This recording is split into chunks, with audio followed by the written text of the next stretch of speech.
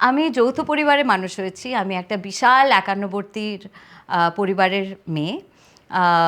এবারে যেরকম ১০১ বছর আমাদের হলো মল্লিক বাড়িতে।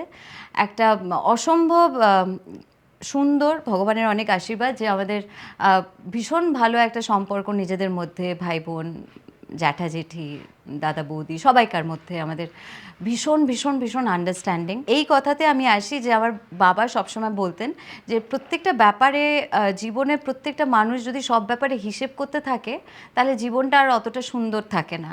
তো ওই বিশ্বাসে আমি মানুষ হয়েছি। তো তাই জন্যই হয়তো আমরা খুব ন্যাচারালি আমরা আমাদের মধ্যে খুব ভালো সম্পর্ক। আমাদের কখনো একটা কোনো জায়গায় আমার মনে হয় যে মানুষকে ওদের মতন করেই আমরা অ্যাকসেপ্ট করি। কখনো এরকম মনে করি না যে কেন ওই মানুষটা অন্য রকম বা ওই মানুষটা আমার মতো নয় কেন বা আমার ভাবনা চিন্তার সঙ্গে ম্যাচ কেন খাচ্ছে না।